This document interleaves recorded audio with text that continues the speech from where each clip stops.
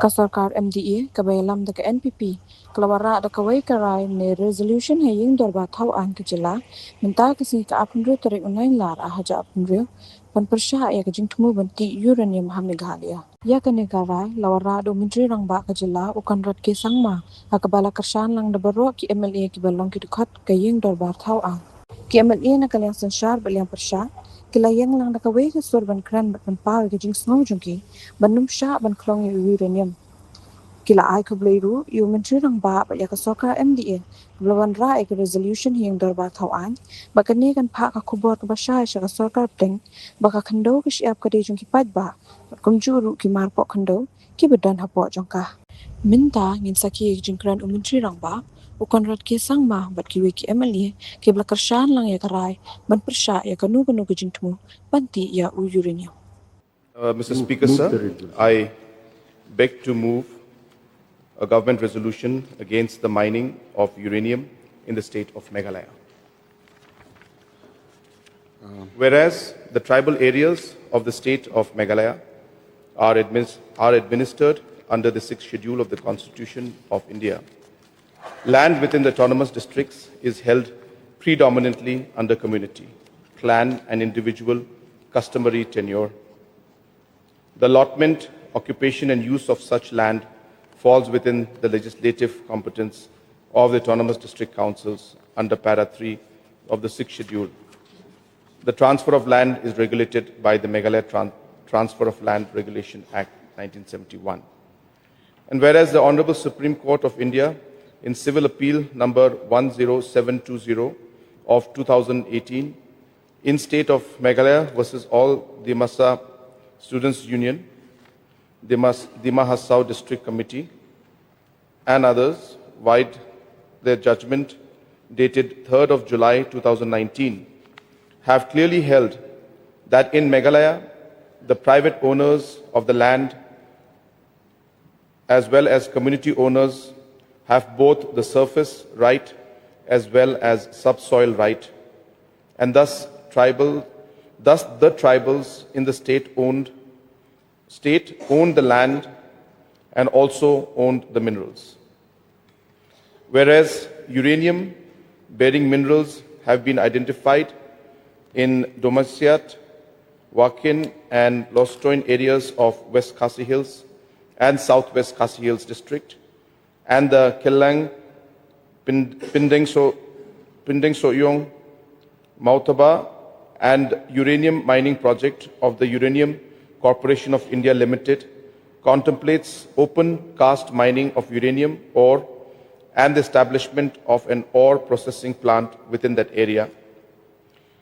Whereas the said area receives exceptionally high rainfall, is too steep terrain and is susceptible to landslides and forms the catchment of streams and rivers on which drinking water, agriculture, fisheries and livelihood depend over a wide area, and the containment of overburden, mill tailings and process effluent in such conditions over the periods involved has not been demonstrated to the satisfaction of the affected communities to be capable of assurance. Whereas the people of the state have, through their traditional institutions, the autonomous district councils, student and civil society organizations, and their elected representatives, have consistently opposed the mining of uranium in the state. The free, prior, and informed consent of the affected communities has at no stage been obtained, and no mining lease for uranium has at any time been granted in the state. Whereas the office memorandum dated September the 8th, 2025 of the Ministry of Environment, Forest and Climate Change, Government of India, exempts mining projects of atomic minerals notified in Part B of the first schedule to the Mines and Minerals Development Regulation Act 1957 from public consultation under the Environment Impact Assessment Notification 2006. And whereas the Union Minister of State in charge of the Department of Atomic Energy has stated in Shillong that no decision has been taken on the mining of uranium in the state of Meghalaya, and that matter is under examination. Now, therefore, this House resolves as follows. This House records the opposition of the people of the state of Meghalaya to the mining of uranium and to the establishment of any uranium ore processing facility within the state. This House resolves to urge the Government of India, the Department of Atomic Energy, and the Uranium Corporation of India Limited not to permit, pursue, or undertake any uranium mining operation in the state of Meghalaya, including under the Killing Pindem Soyong Mauthaba uranium mining project, and to close any activity related to uranium mining anywhere in the state. You can now initiate discussion. Sir. Chief Minister, please. Sir, as you are aware that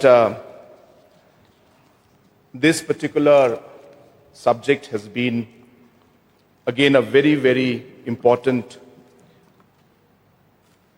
aspect and a very important issue that different sections of society have for a very, very long time have been expressing their concerns. At the same time, we are aware that Meghalaya has large deposits of uranium. And in the past, there have been certain activities that took place by the Government of India, which, as mentioned, has been opposed by the public at large. And during that process, for us also, sir, as members, we have seen the different kind of impacts that uranium mining has had in different parts of the country, where to a large extent the health hazards and the impact on the health of people around these mining areas in different parts of the country have been affected, sir. And therefore, as a government, because of the fact that there was no clarity on the stand of the government, on the stand of this House, and on the stand of the people at large, we strongly felt that a resolution must be brought to clearly send a message in one voice that the state of Meghalaya, its people, its government, and its elected members oppose any kind of activity related to mining of uranium or processing of uranium in our state.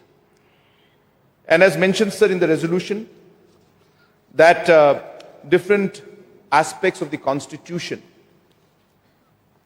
have given protection to our people, to our land.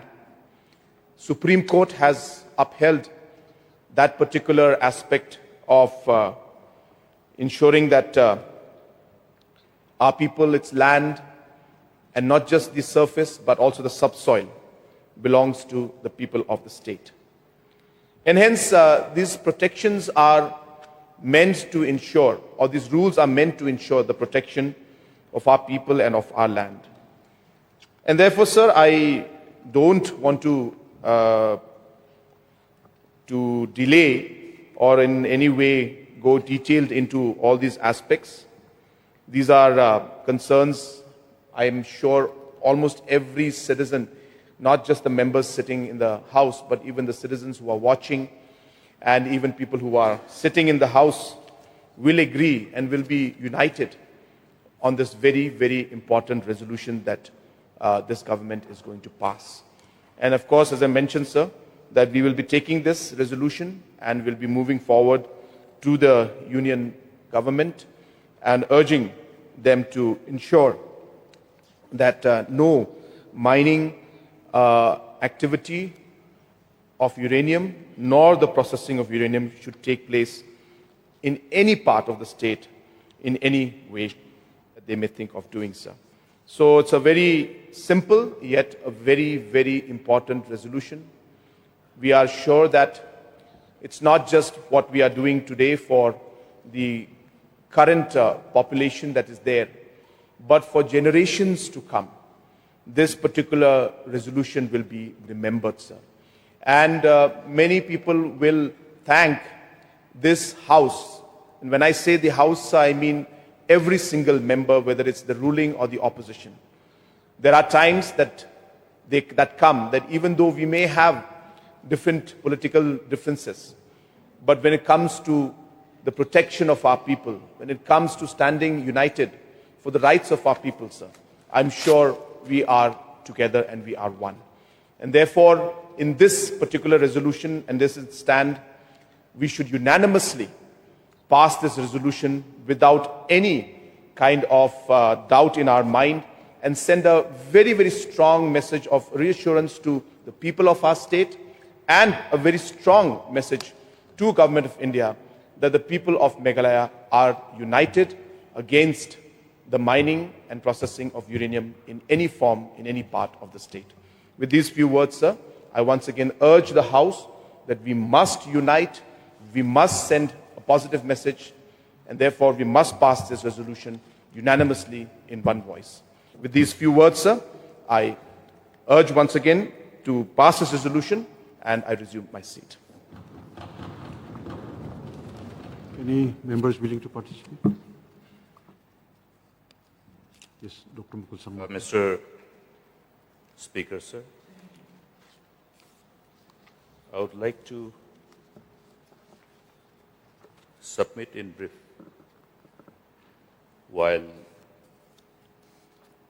appreciating the endeavor of the government to bring it to this August House, to get the unanimity of the members of this August House towards the direction as reflected in the intent of the proposed resolution.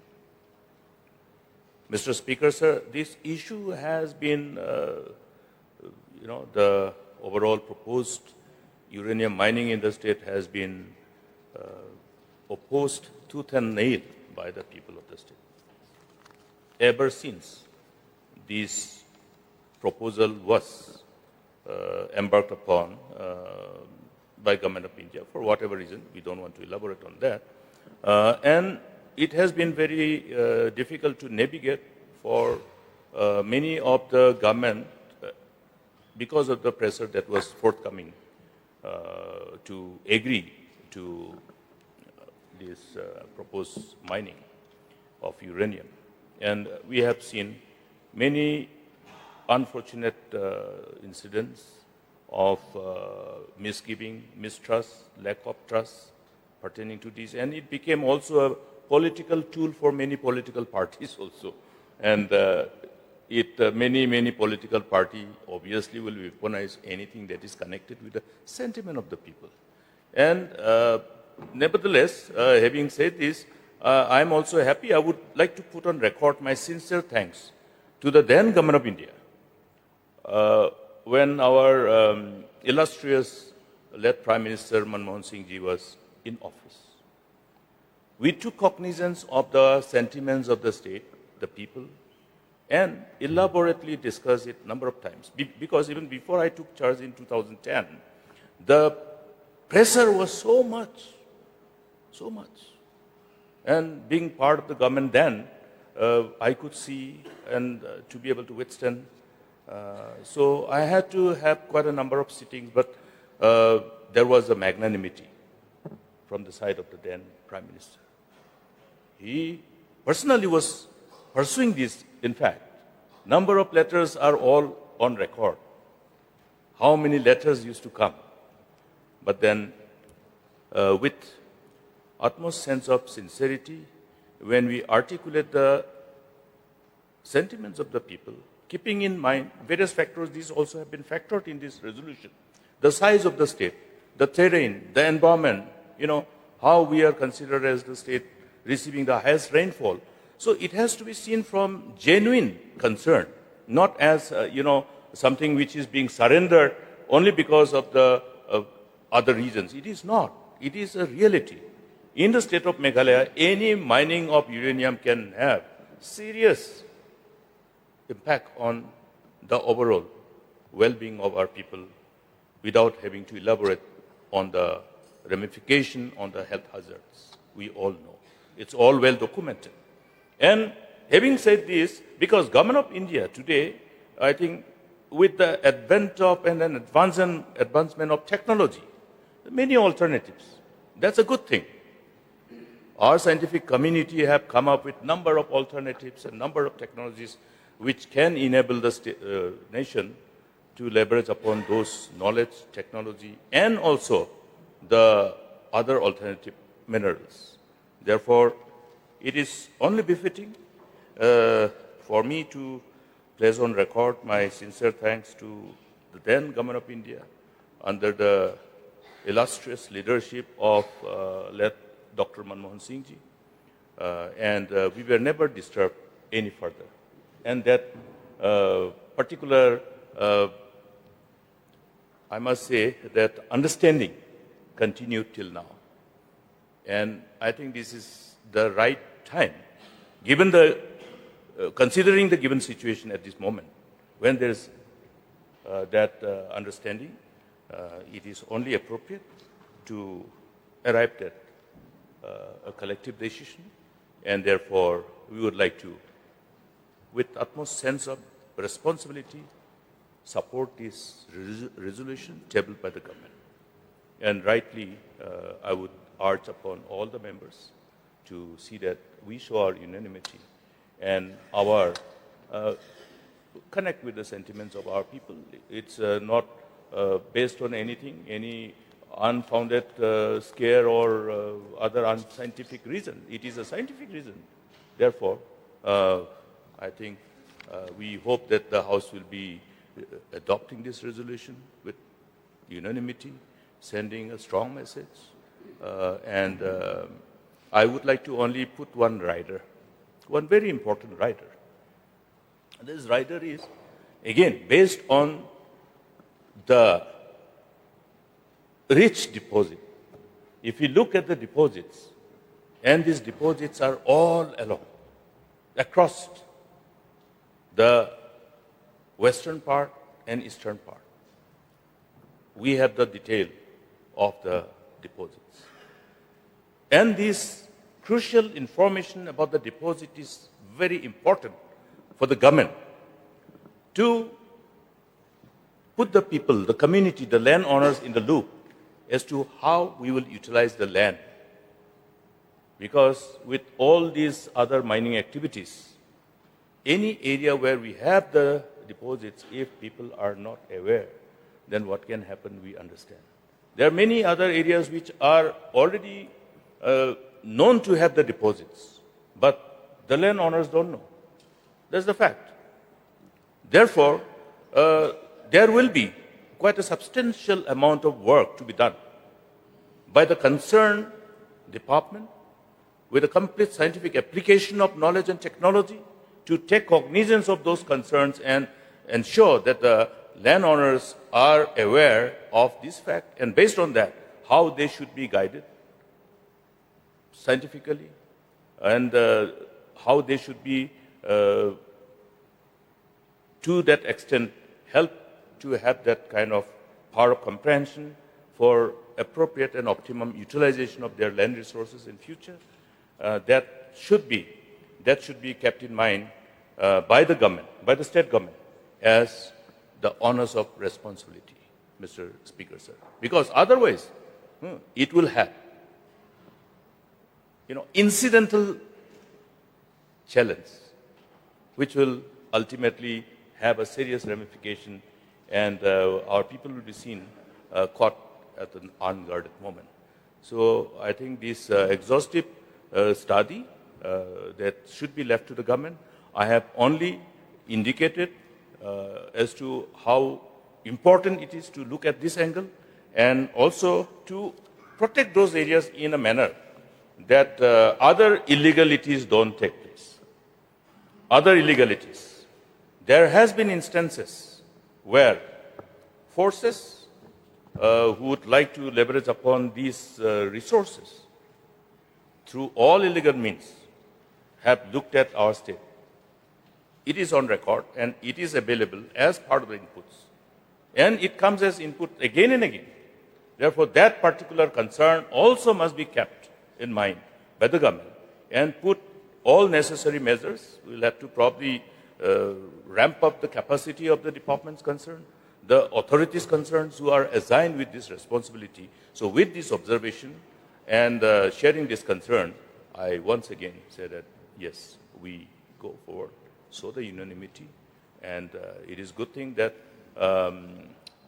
our collective endeavor has prevailed upon the Honorable Supreme Court, which is reflected in the judgment of the Honorable Supreme Court on the 3rd July 2019, where, in fact, there is an operational part where the Honorable Supreme Court has said, in view of the fact that the owners of the land also has the right over the minerals under the surface of the land, therefore, the contention of the state government to issue mining lease is not acceptable to this court.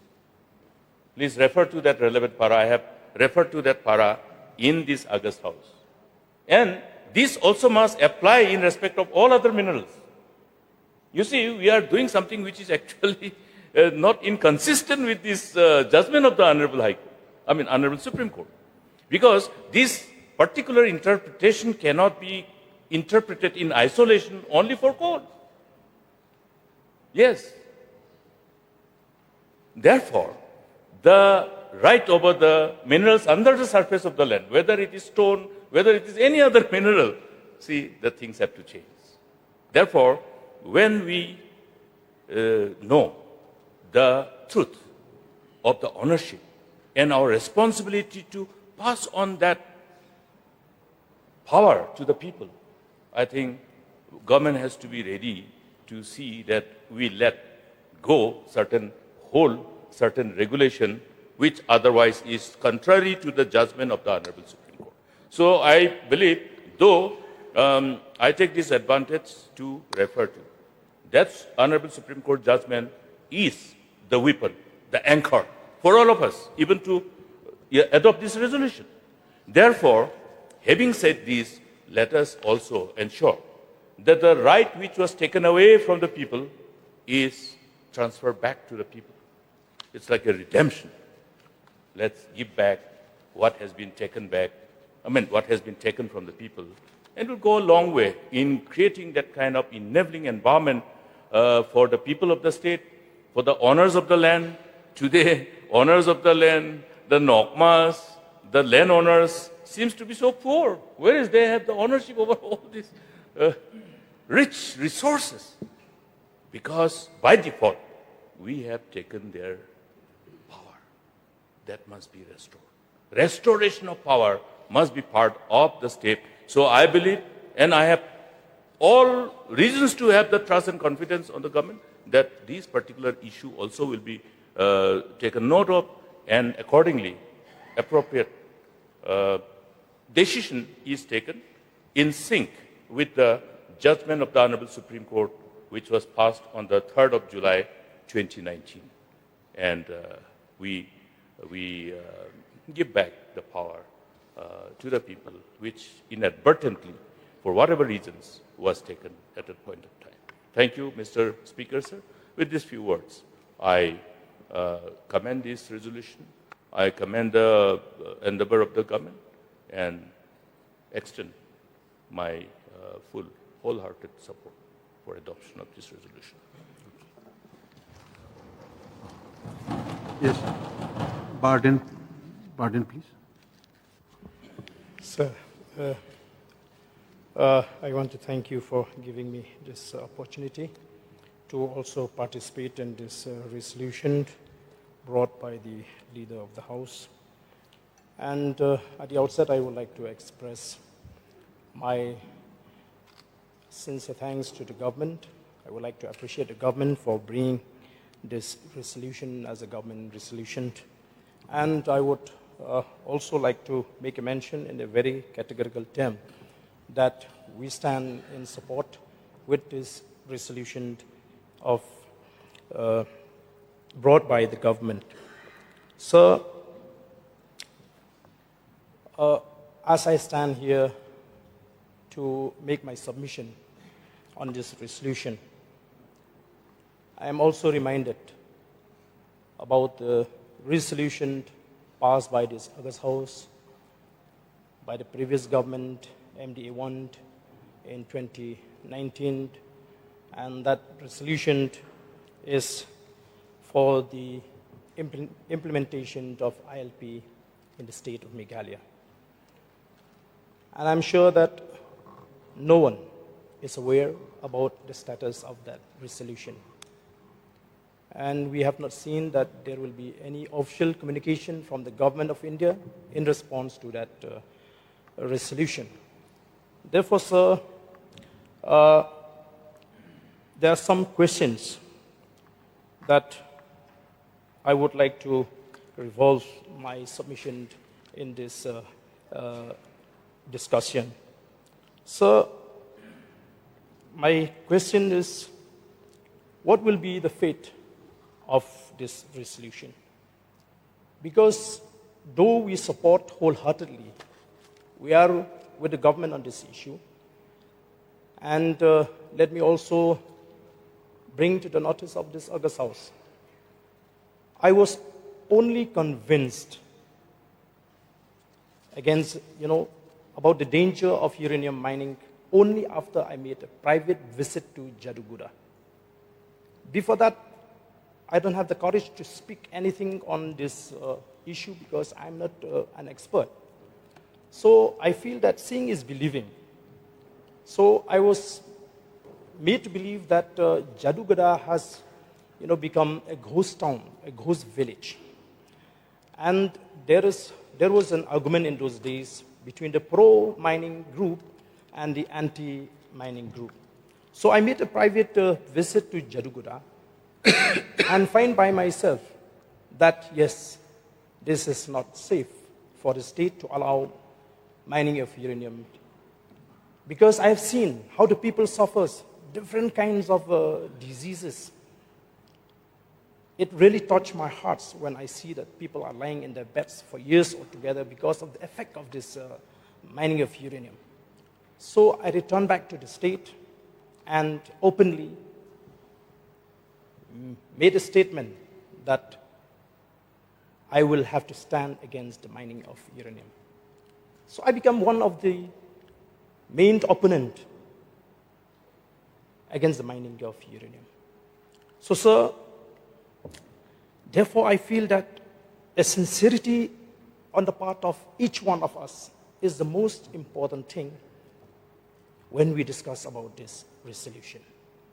As I said, I don't know, coincidentally, that when the government of Meghalaya, MDA 1, adopted a resolution to demand from the government of India to extend the implementation of ILP, it was on the same day that a presidential order also came up, where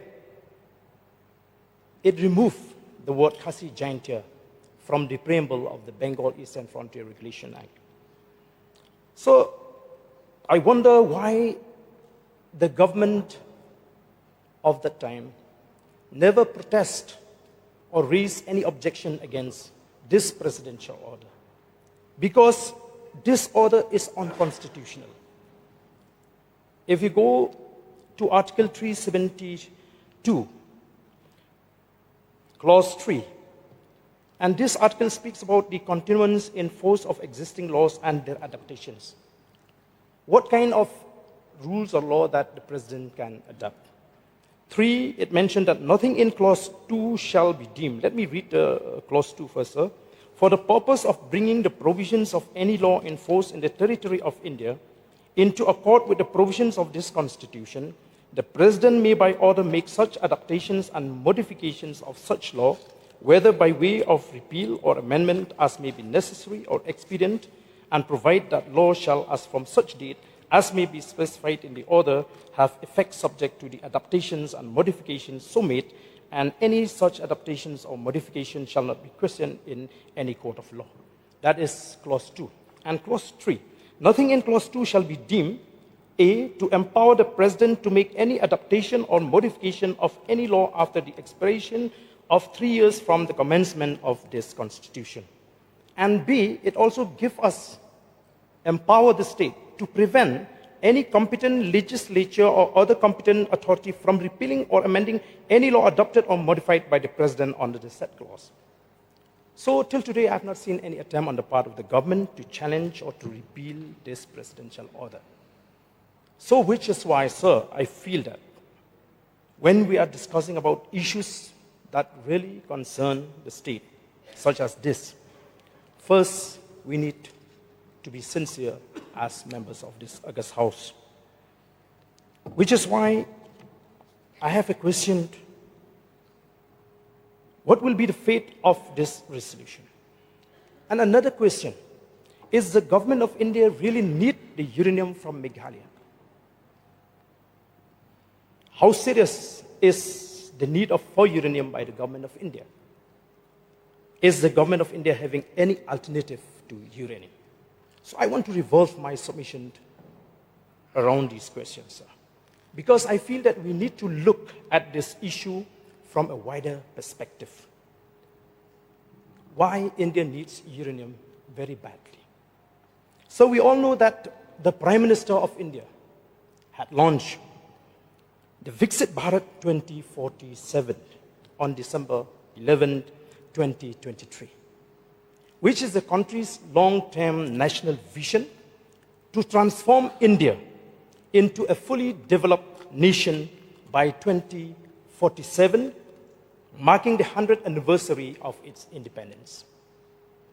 This vision spells out the core vision and goals, such as economic growth, aiming at a $30 trillion to $40 trillion economy, zero poverty, eradicating extreme poverty and ensuring inclusive social progress, quality living standard, providing 100% quality education and affordable high-quality healthcare of all. Another core vision and goal which is relevant with this debate today is technological leadership, driving growth through a tech-driven knowledge economy, artificial intelligence, and innovation. So, as we are aware of the fact that human progress has always been shaped by technology. Electricity transforms how we live and work. Computers change how we process information. Internet connected the world, and mobile phones brought technology into the hands of everyone. Each phase reshaped the society. So we are now entering the 5th industrial revolution, when AI works alongside humans to transform every sector of the economy. It focuses on human and machine working together, using AI to improve the lives of the people and address challenges in agriculture, health, climate change, and a host of other sectors. So AI is often described as a technology enabler with a multiplier effect because it strengthens existing systems rather than operating in isolation. When used in areas like farming, healthcare, manufacturing, or governance, it makes processes faster, more efficiency, and accurate. Country that develops the use of AI stands to gain an advantage in competitiveness and resilience. In this sense, AI is becoming a capability that strengthens the nation and improves the lives of the people. So it is understood that AI has 5 layers of stack. The first layer is known as the application layer. The second layer of stack is the model. The third layer of the AI stack is the compute needed for training and inference. It is also known as the brain behind the ship. Data center and network infrastructure is the fourth layer of AI stack. And the fifth layer of AI stack, which is more relevant with this discussion today, is energy. AI data centers is the energy intensive. As AI adoption grows, the need for more data centers and high capacity power will increase. The electricity demand for data centers is expected to increase significantly. This makes sustainable and reliable power solution critical. Solar and wind energy are central to India's clean energy transition.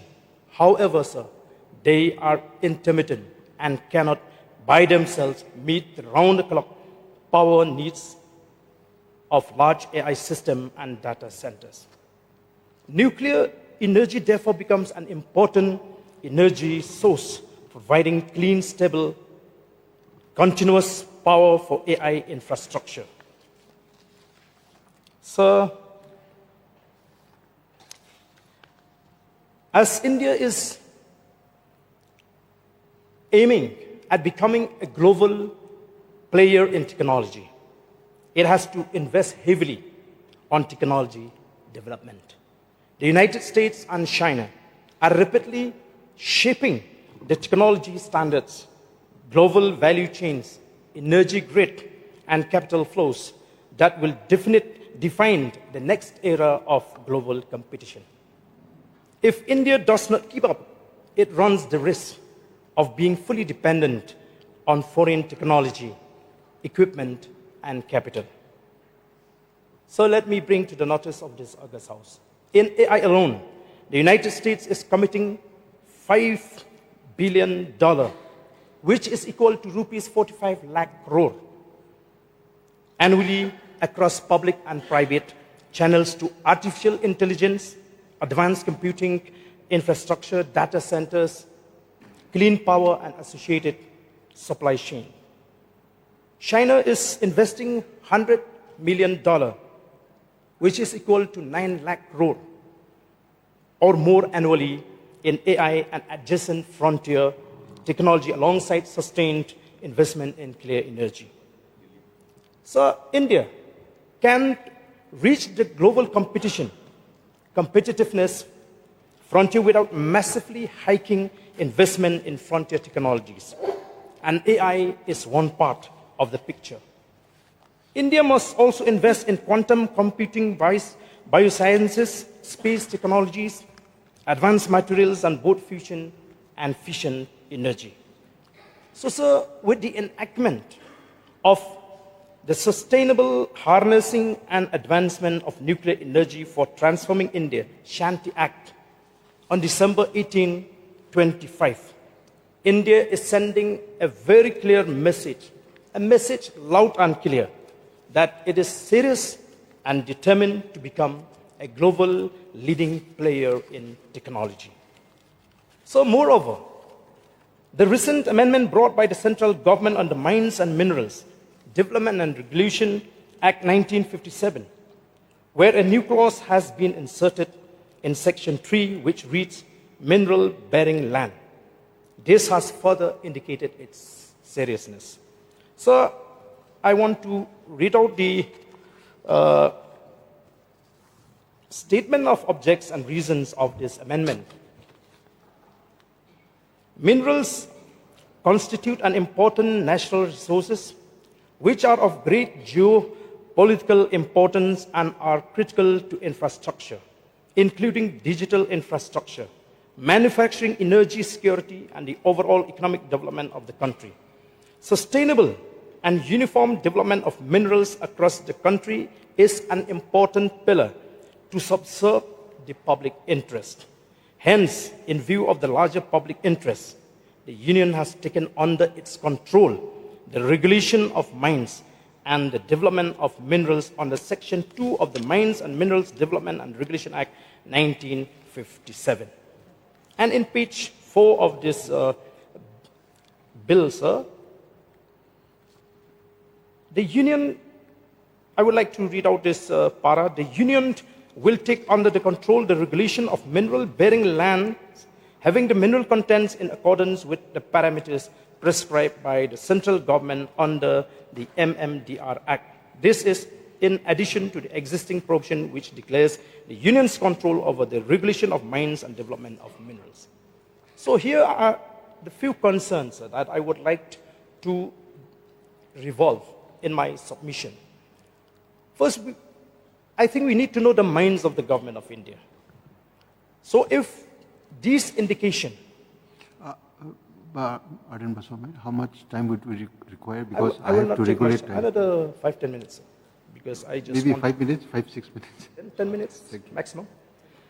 So, sir, which I feel that if we know that the minds of the government of India, and the government of India seems to be cornering the states that has uranium deposits.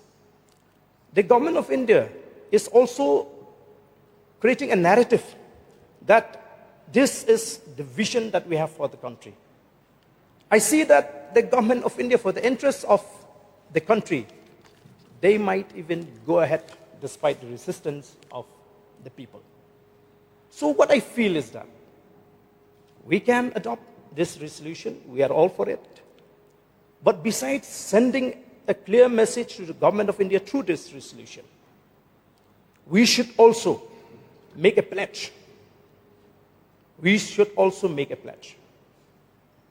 And I make a promise for myself, sir, that if the government of India, despite this resolution adopted by the House, decides to go ahead with the mining of uranium in the future, I can simply say that that mining of uranium against the wish of the people will be on my dead body.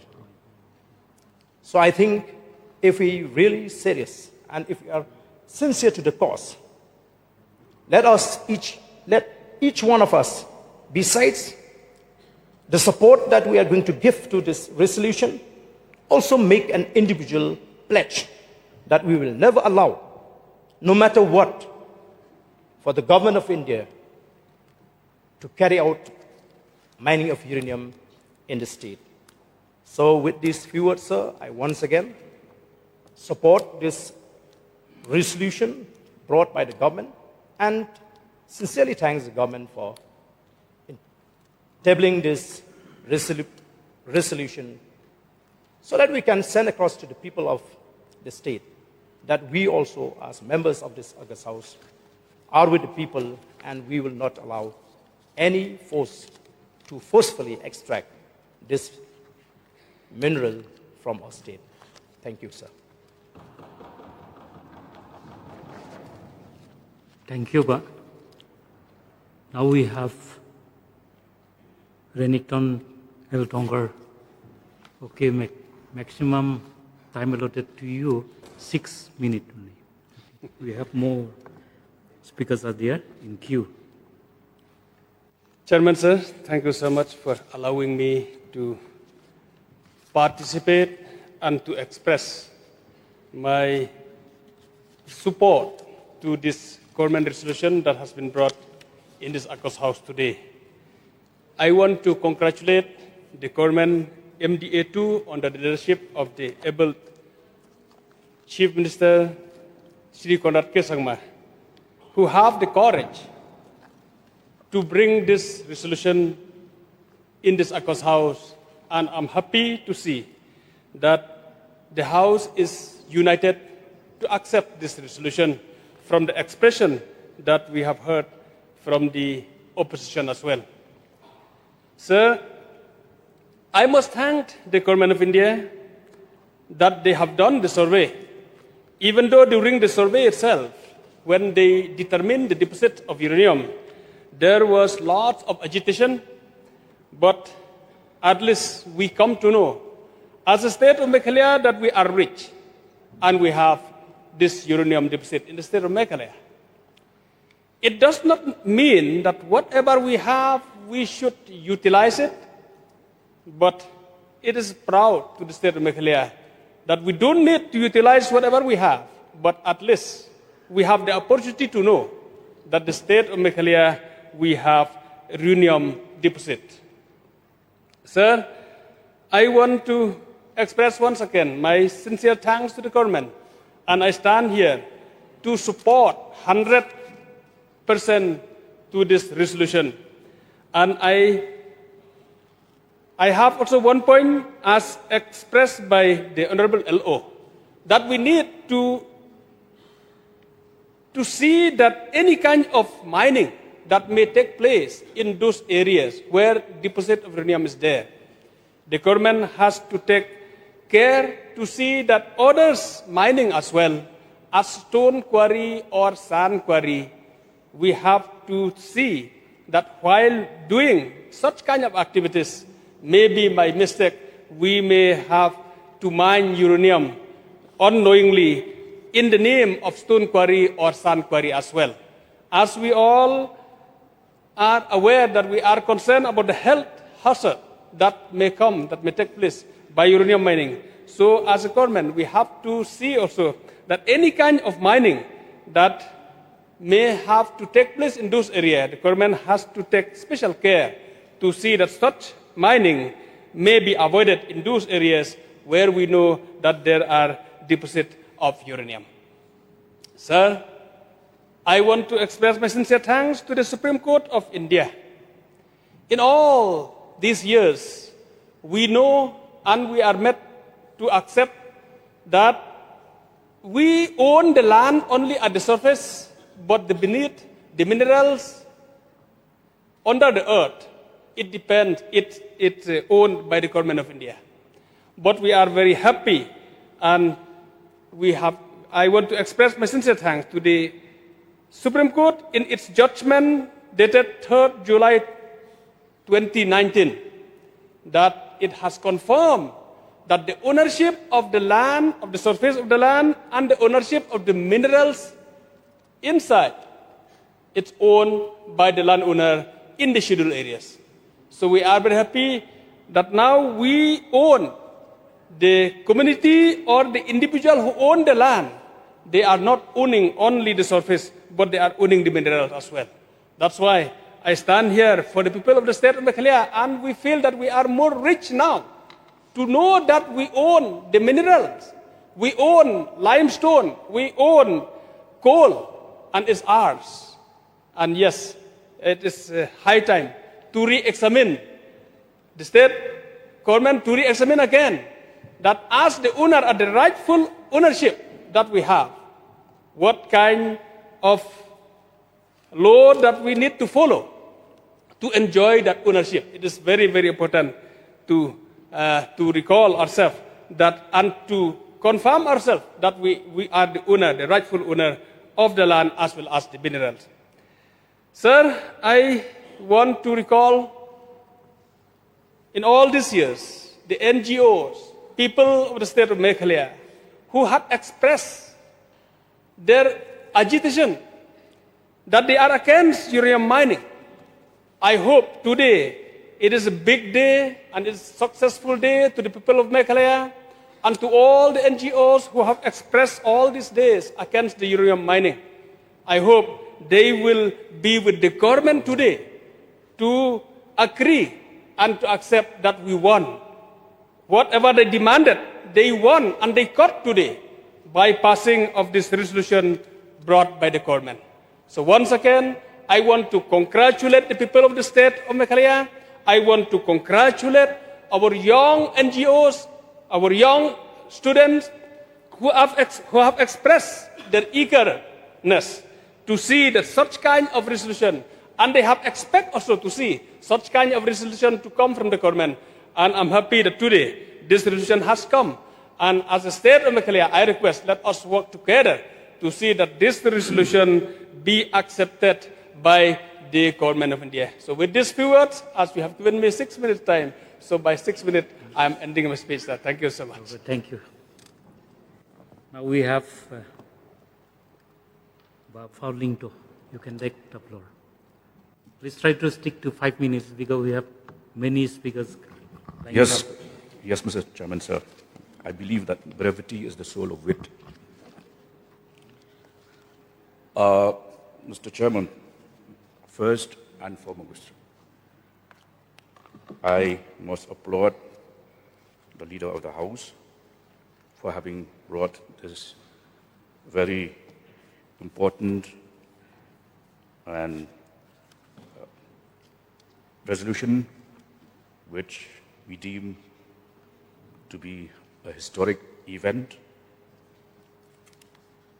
And also, I would like to submit here a few thoughts which I believe can strengthen the resolution by incorporating one paragraph which will make sure that, as a wise man has once said, some doors are not meant to be closed. They are meant to be welded shut. Those doors require to be welded shut. And to do that, I think it is only important, vital, that we reflect on what we had learned while we were in college. John Seeley had said, "Political science without history has no roots. History without political science has no fruits." Sir, it is incumbent upon me to draw the attention of this House that we have a peculiar constitutional position as the Khasi community.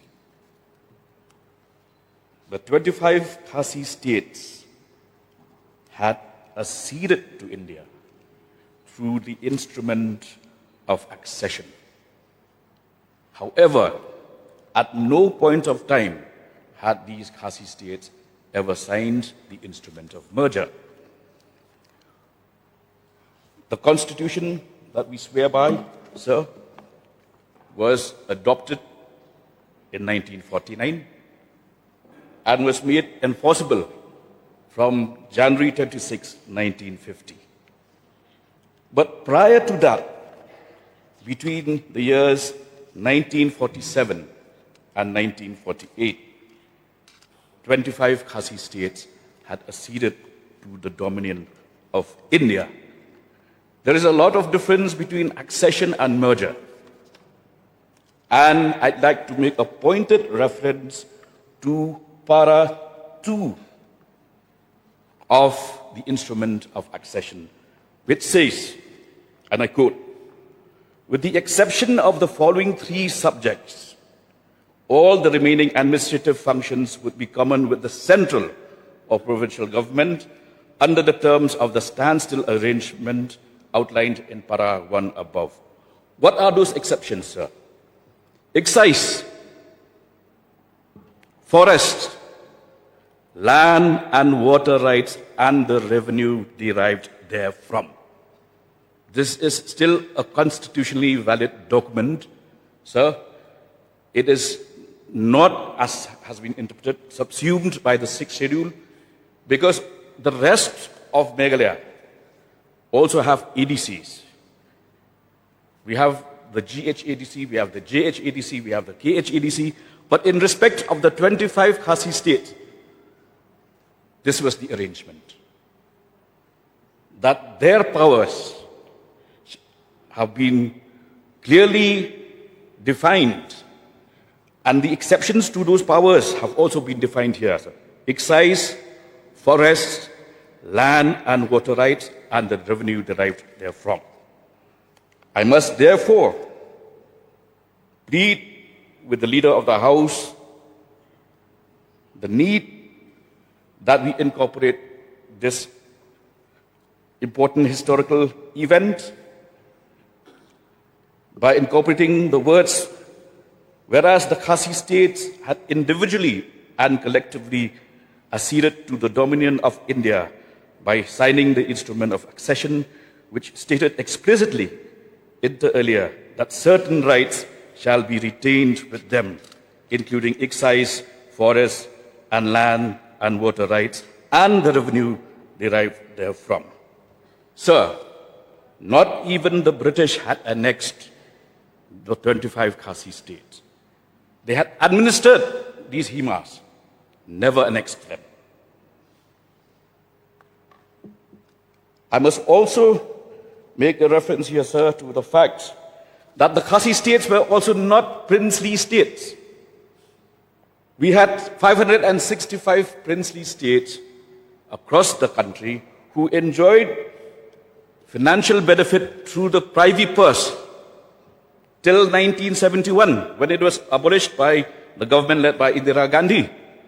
The Khasi states were not princely states. The Khasi states never signed the instrument of merger. The Khasi states only agreed to the instrument of accession. And these 25 states, if you look at the list, they also include, the last to sign was Nong Stoin in 1948. Sir, between 1947 and 48, we had signed the instrument of accession, meaning the Constitution of India came later than the instrument of accession. And to say that this is, as leaders from the opposition have expressed, fear about force being applied, I would like to say here that this is a valid document which protects the rights of the people. In 2004, sir, a matter had been brought to the cabinet to consider experimental mining of uranium.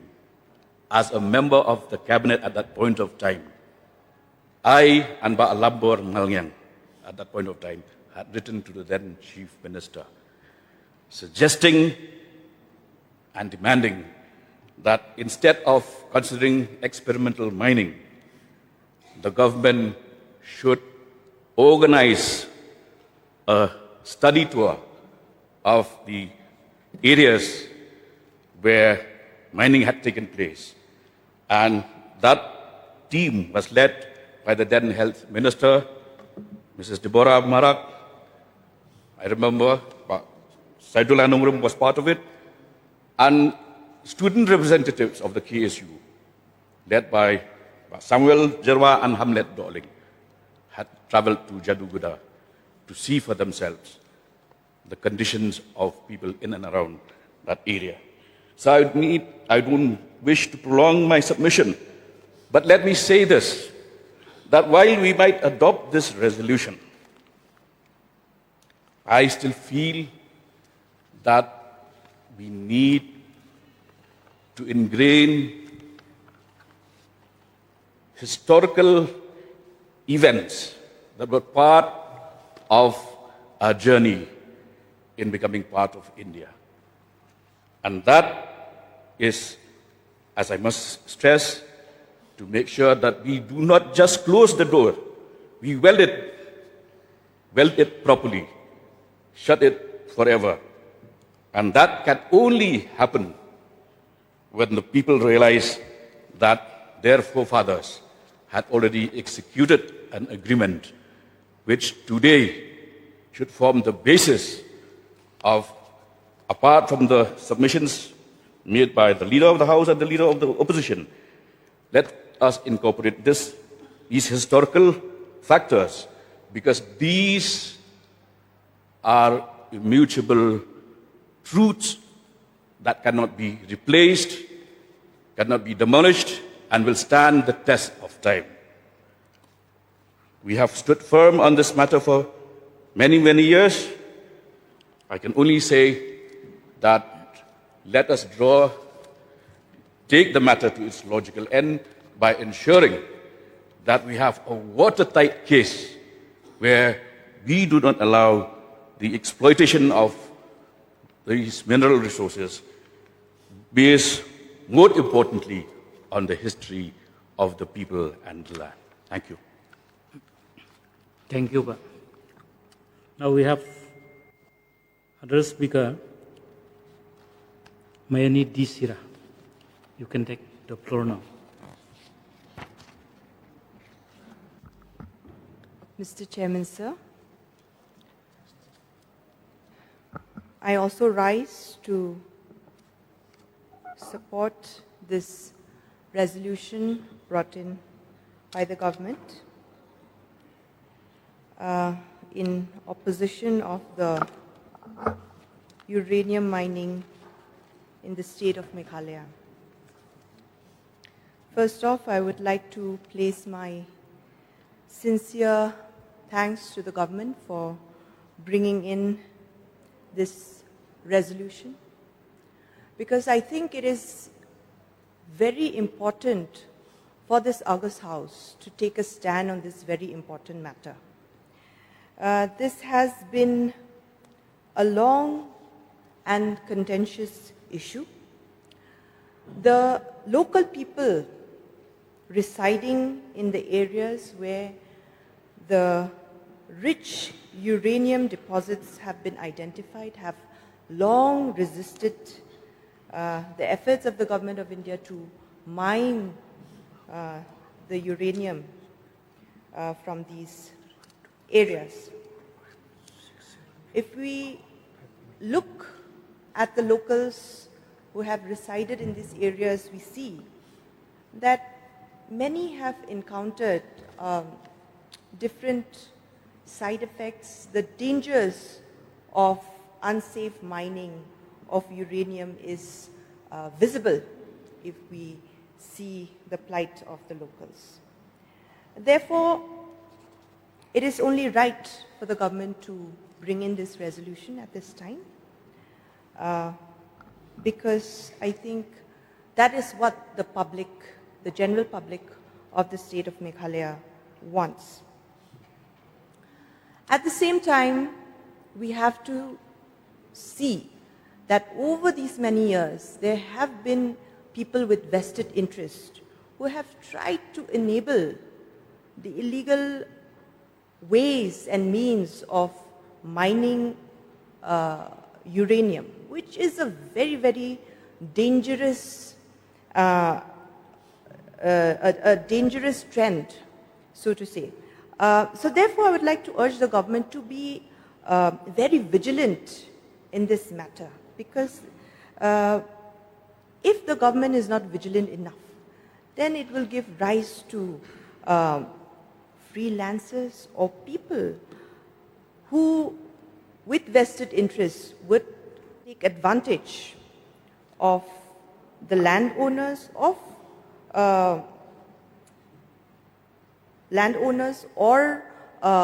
people who do not understand, who are less educated or who are in need, or whatever may be the reason. So therefore, this is my humble submission to the government of the day, that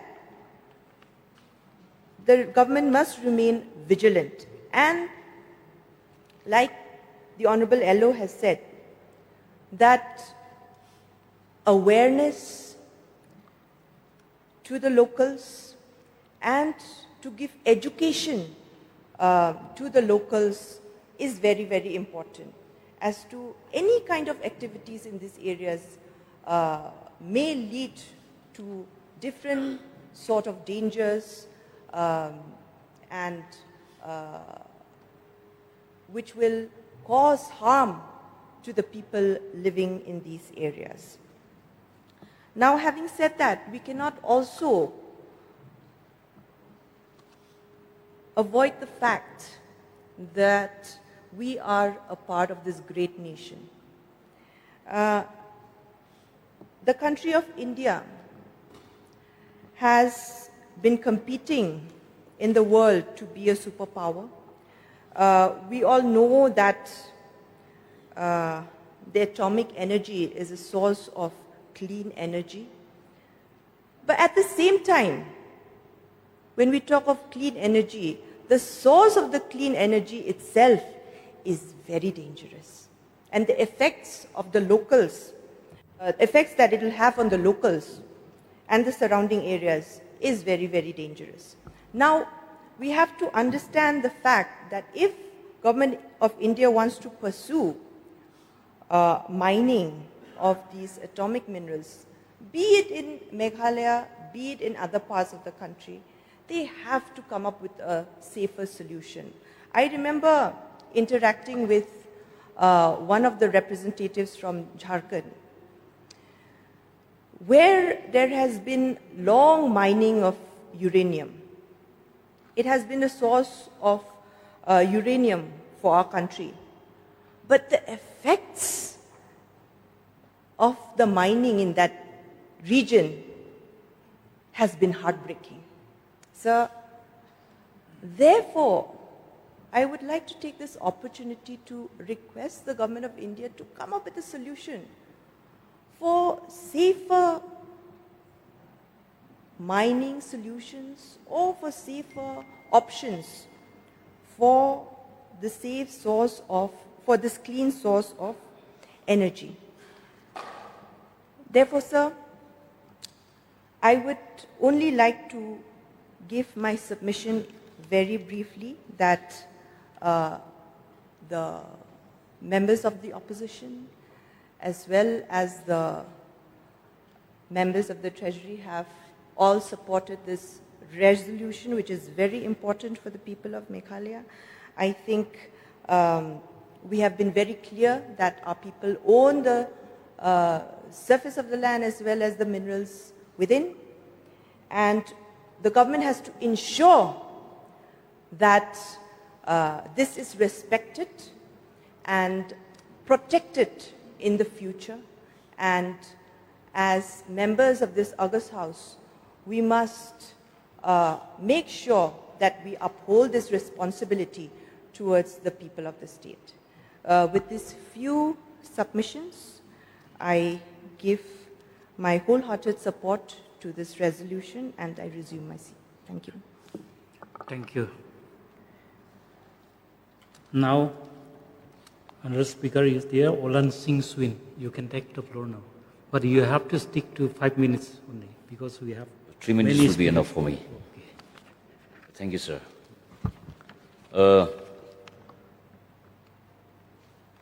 I am very happy to, not only happy, I am really exhilarated to join the chorus of the Leader of the House while passing this resolution against mining of uranium.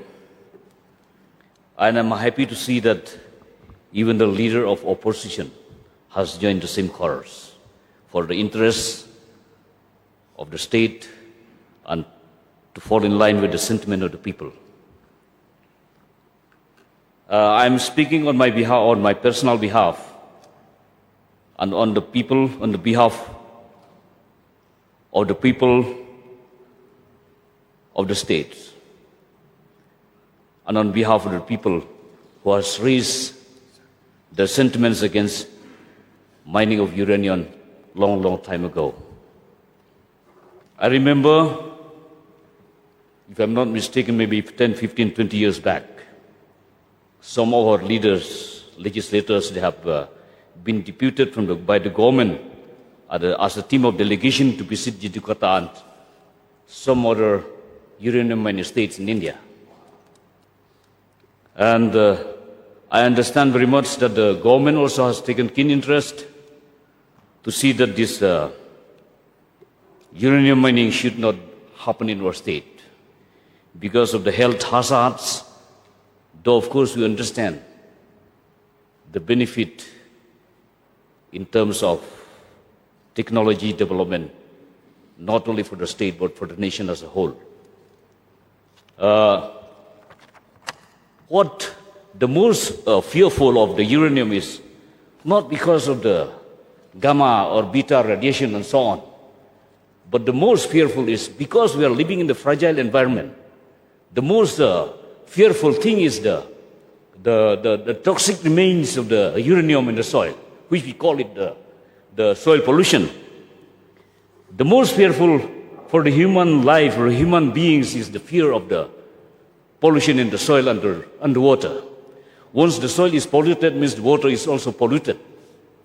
So, because once the uranium is extracted, once the operation of uranium takes place somewhere or anywhere, we should remember that there is this waste drainage, and this drainage or the runoff from this operation area will convey the runoff to the river, to the stream, to the source of water, which will contaminate the water. So once a human being consumes that contaminated water, we must remember uranium is a heavy metal that causes heavy damage to the organs of human being once we consume the contaminated water. So that's what I said, that radiation, of course, many minerals, they have radiation on Earth. They emit radiation. But the most dangerous thing is radiation from the uranium. And of course, we know that we are also ingesting uranium from very minute or permissible quantity of uranium we are absorbing or ingested from our food. But this is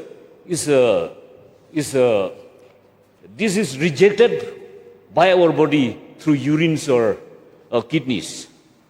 But in case of these metals, uranium, if it is so polluted in the soil, so polluted in the water, that we cannot help. So I am very happy that this House has adopted this resolution, and this resolution will send a strong message even to the nation that we are against uranium mining. And I'm also very much happy that the leader of opposition has brought the resolution, and that this House to adopt this resolution for the interest and benefit of our people of the states. I congratulate the leader of the House that this resolution be passed. It is a message of joy for the people, that not only that we are it is only the House that is against the uranium. It is a message that we are also with the sentiment of the people of the whole state, because long time they were agitating that the states or people are against the uranium mining. I remember long time, 15 years back, the USIL team, they came to the uranium site, uranium deposit site at this Pendeng Sunyong, something like that. And they were convinced the people that this uranium will be taken in raw form until the yellow cake stage. They are not processing till the final stage. They will be taken back to some other place. Not that they will do the whole finishing product in the site. But still then, I do not know, because some of the people, they say that they have already extracted some of the uranium from the site. I do not know, I'm not very sure. But people, there were reports from that area that there was some effect from the uranium. So I feel that we should. I appeal one thing. Just one thing. I feel that I appeal to the government to see that these landowners, where there is deposit of uranium in the subsoil, people or in the generation to come, maybe the company or somebody will go to allure them, take this money, will take over your land. So we'll take care of this, so that developmental activities should also take place in that area, so that the extraction of uranium will no more be a dream. So with these few words, thank you so much, sir. Thank you so much. Next speaker is Mr. Will Marbanian.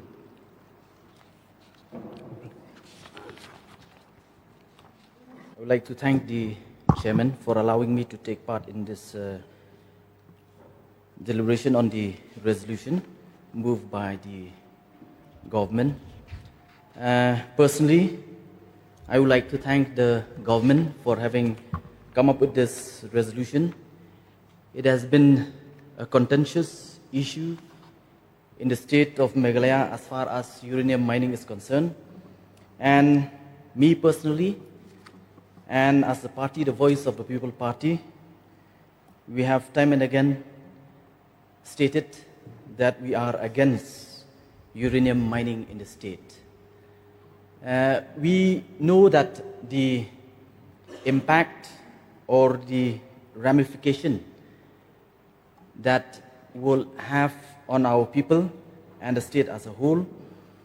And therefore, this day, it will be a memorable day to the people of the state, where as members of this August House, I do believe that each and every one of us will support this resolution. The very fact that we are coming to this moment, I hope so, though we have been airing our concern and we have been fighting against the possible mining of uranium in the state, but this particular OM, which was issued by the Ministry of Environment, Forest and Climate Change, Government of India, on the 8th of September 2025, it has been a wake-up call for each and every one of us, where through this OM, it whereby exempt mining projects of autonomic minerals notified in Part B of the first schedule or to the Mines and Minerals Development and Regulation Act 1957 from public consultation under the Environment Impact Assessment Notification 2006. This creates doubts in the minds of the people of the state and in the minds of each and every one of us with regards to the intention of the government of India, where going by this OM, we can understand the mind of the government of India, where they indeed have a plan to extract this very important mineral, which the nation badly needed for its development. However, we as a community and as a state, we cannot bear the consequences that it might have on our people, and it might even change the demography of our area. And therefore, I stand here wholeheartedly to support this resolution with the understanding that as a community, we have within us the right to reject any attempt on the part of the government of India to extract this mineral. And as some of our members have reminded us with regards to the history of our people and especially of my community, I would like to state in this August House that though we are part of India, but let me remind each and every one of us that prior to 1947, the 24 Khasi states were never part of India. It was only after 1947 and during 1947 to 1949 where the government of India held discussion with these different states, the 24 independent Khasi states. And in this course of the discussion, these 24 independent states decide to accede to the dominion of India. And however, I would like to remind that though we are part of India, but then we have our own rights to protect ourselves and to protect our people. And I do believe, and when we go through the history of our people, after we join the Indian Union, we will be able to understand that we have been guaranteed certain freedom and protection. And I do believe that with this resolution,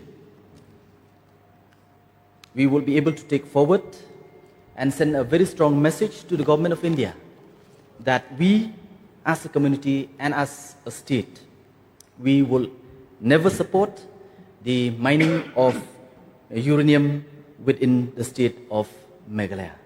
And therefore, I rise in support of this important resolution, and I do believe that the government will not only sit after passing this resolution, but will be in touch with the government of India henceforth to express what we believe and that we are against uranium mining in the state. With these few words, I would like to sit down. Thank you.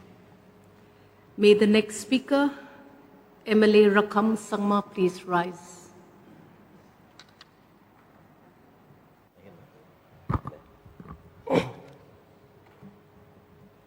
Madam Chairperson, I also raise to support the resolution brought by the Leader of the House, Honorable Chief Minister, against the uranium mining in the state of Meghalaya. Madam, it's a historic step, and I want to congratulate and I want to heartfully thanks to Leader of the House for taking responsibility and shouldering the responsibility in taking forward the sentiment and knowing the rights of our people. Madam Chairperson, uranium is one of the most valued elements on the earth. And uranium is being used at the highest level across the world for the nuclear power plant, nuclear energy, and for the medicine purpose. Madam Chairperson, no scientist, no philosopher, no doctor on the earth till today not able to prepare or produce a device to protect from radiation, which have a health hazard, health effect for human beings. Madam Chairperson, as a human being, we cannot avoid daily exposure to the radiation at different stages of our life. Madam, if we look at our lifespan, our grandparents used to live more than 100 years, 80 years, 90 years. The lifespan of our human beings has been reduced today. This is because of exposure to the radiation every day in our lifestyle. Because the exposure to the radiation always kills cells, tissues, or hormones, and it has a genetic inheritance for each one of us. Madam Chairperson, this uranium is being used at a different level, at the highest standard in the world across the globe. Therefore, time may come at a different level. There may be pressure. As the time goes, as the technology improves, what shall we do at that time? Madam Chairperson, if we look at the scripture, the Bible says God created heaven and the earth. First day, second day, third day, fourth day, fifth day. It was beautiful. God knows it was beautiful. And God decided, why not we create human beings in our image? And on the sixth day, God created human beings in His image. And He said, you will have authority over the resources on the creation by me. Madam Chairperson, today, God created Adam and Eve on Eden Garden. Meghalaya is our Eden Garden today. Therefore, we must have right to. We should have our decision must prevail to use our resources. To decide on our resources, shall we yes or no? Let former Lok Sabha Speaker, let P.S. Sangma wrote in his book, quoting the quote of someone's. The purpose of any generation is not to consume the resources of today, but the purpose of any generation is to preserve the resources for the next generation. God created the world and its creation beautifully in a balance. But it's the wise generation, the wise people decide, and wise people knows to preserve the resources for the next generation. They are called wise generation. I think today, with the leader of the house taking this resolution, we are testifying that we are wise people. Madam Chairperson, if we look at the debate in the Constituent Assembly in 1949, as I have said earlier, they may be placed at a different stage as the time goes and technology improves. When there was a debate in the Constituent Assembly for the adoption of the 6th schedule, former Member of Parliament Lok Sabha Pramasam, Sri Kaladhar Chalia, said in High Court, even the Act of Parliament could not be made applicable to the tribal areas unless the tribal consented to it. And root of 6th schedule was the consent of tribal people. Madam Speaker, the Constitution of India, the 6th schedule, is not been forced designed by the government of India or parliaments. No, it is just the codification, the written documents of what we are already practicing by the tribal people. Therefore, Madam, in the years to come, any decision must be aligned with the willingness of our own people. Yes, Madam, because physics is my subject and nuclear was my optional paper during my postgraduate. At this, I can practice what I have little knowledge on the physics today. But the Newton's third law of motion says, every action has equal and opposite direction. Yes, the uranium is one of the most high-valued elements on Earth today. And also its destruction will be in the equal measure. Madam, if we recall the history back for more than 100, almost 78 years, the Hiroshima and Nagasaki, where the first atom bomb was dropped by the US on Japan, where more than 246,000 people lost their life directly or indirectly. It is because of radiation, where the uranium atoms, uranium isotopes was used. Madam, we have many history across the world. Chernobyl disaster in Ukraine, where thousands of people lost. Madam, the exposure to the radiation is very, very dangerous for us. Not only for the human, for our environment. There are many consequences on exposure to the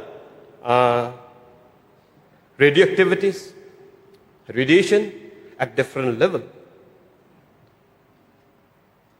Therefore, Madam, yes, it is indeed fittest to say that today we are anonymous, saying no mining in uranium in our state. May I request the honourable member to kindly wrap up? 6 minutes was given to each speaker, please. The next 1.5 minutes. Madam, today in our government resolution, we specifically mention about the cashless region. As our Honorable LO has already stated, there may be more location where deposit of uranium may be there. So, Madam, there is unconfirmed report that even in my constituency, there are 2 locations where there is an unconfirmed report that there is a deposit of uranium. One is near west northern part of my constituency, that is at Chokpot in between Tolegre area, and one is near Balparam National Park. if the state, if the government can study better for the precaution, for the management, because some illegality may happen any point of time. So therefore, I would also request a government to kindly take note of all this. And today, it's a historic for all of us that we are anonymous. And the desire of our people, stakeholders, has been converted at the right forum that we are from the street to the assembly today. Therefore, this resolution brought by this government, led by the Sir Conrad K. Sangma and the NPP party, will written a golden history in the coming generation of our people. Therefore, Madam, I support this resolution. And at the same time, I want to thank this government and the leader of the House and all the members who are standing tall together with a bonding, with a strong bonds in standing against standing together with this resolution. Madam, with these few words, I resume. I say thank you. Honourable Member Adalbert Nongrum may kindly take the floor.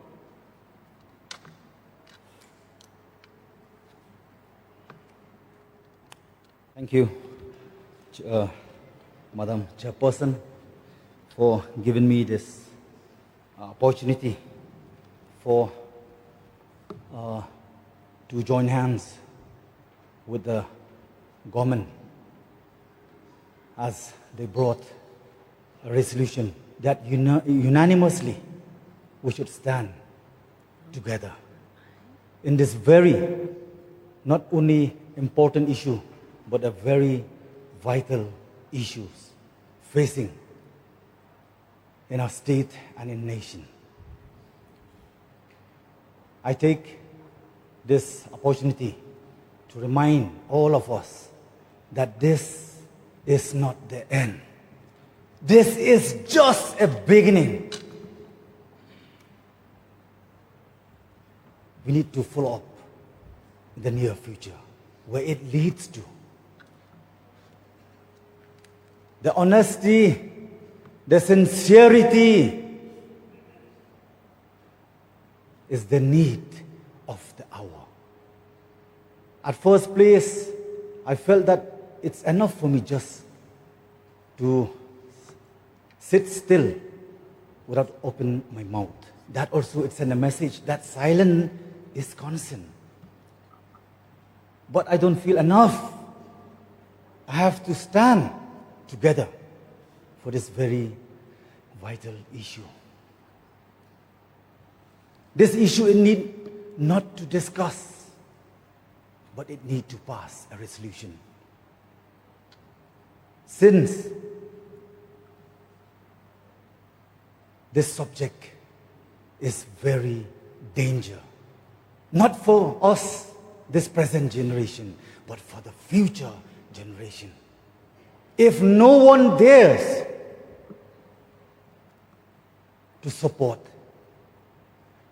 this resolution, the only message is this: it's better for us, each and everyone, stop producing children from now onwards, so that this present generation will end up. I'll speak here with responsibility and authority. And we want to send a clear message to the government of India that they should not forget the fact that being a great nation, they should not forget the fact that because of Union States, being Indian alone, being as an Indian nation, it not becomes by own self. It is because of Union State. So therefore, I would like to remind myself and all of us today that it was absolutely duty bound and responsibility to say no to uranium. No matter where it leads, if we have to face any consequences, to prevent and to protect our state, and especially for the future generation. Our state has been enshrined by the Constitution, the 6th schedule, to prevent, to protect, and to safeguard. They hail peoples from suppression and exploitation from the plains people.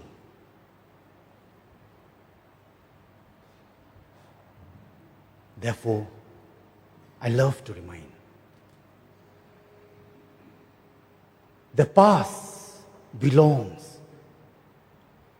to the present, but we do not belong to the past.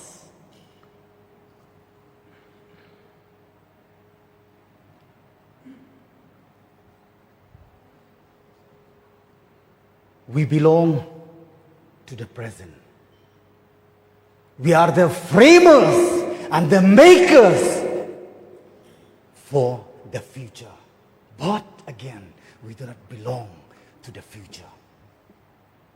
Therefore, unitedly and unanimously, we have to stand by the side of the government. Even though I belong to the opposition, there are times that we have to support the government. If we have to stand opposed, but with suggestion. There are times that we have to stand strictly opposed to the government because it was a duty bound as a position. But there are times we have to walk hand in hand for the betterment of today and especially for the future. Therefore, in this regards, with this very vital issue, let's put away all the party line aside so that we can achieve the goal. Because people, through the mandate, they send us to this August house to do righteous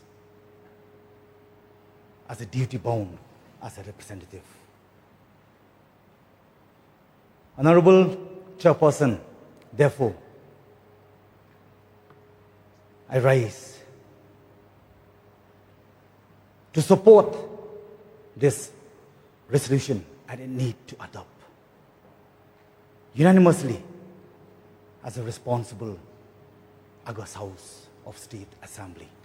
With these very few words, once again, Honorable Chairperson, I'll resume my seat. Thank you. MLA H.S. Karpran, kindly take the mic. Thank you, Madam Chairperson, for allowing me to take part in the resolution against uranium mining in the state of Meghalaya. Madam, at the outset, I would like to appreciate and thank the government for the bold decision that has taken to talk clear position on this long-standing and sensitive issue and to bring this matter before this August House. Madam, this question of uranium mining in Meghalaya is not new. For decades, it has generated deep concern among our people regarding the land, environment, health, livelihood, and also the rights of our indigenous communities. Madam, this resolution must have an impact because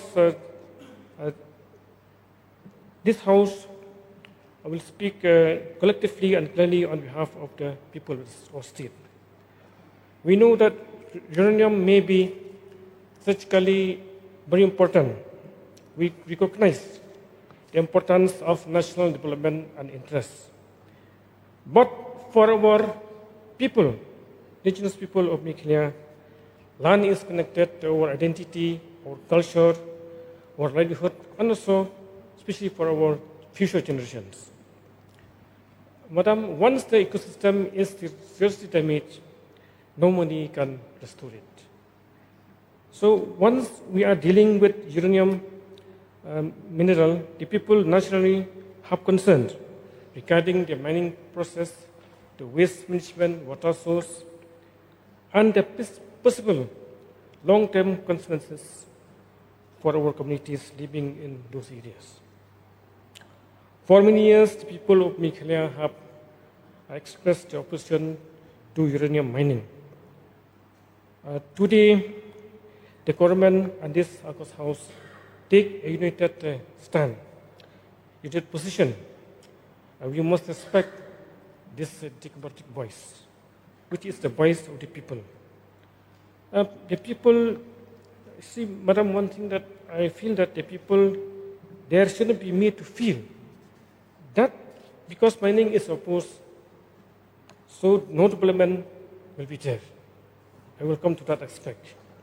People there, those areas deserve good roads, deserve good, good health care, education, clean drinking water, even employment and other economic opportunities.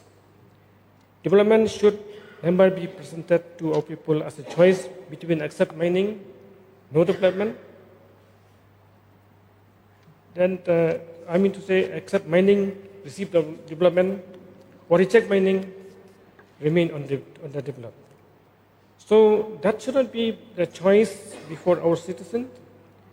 Meghalaya is blessed with enormous potential in agriculture, horticulture, even fisheries, tourism, renewable energy, entrepreneurship, and other natural resources. I therefore support this resolution and urge this August House to send a united and unambiguous message. The future of Meghalaya must be decided with the people, not without people. So we inherited Meghalaya from those who came before us, that means our forefathers, and we hold it in trust to those who will come after us, or our next generations. So, Madam, on this principle, I wholeheartedly support this resolution brought by our leader of the House against uranium mining in the state of Meghalaya. With these few words, I resume my seat. Thank you. But Charles Mornga.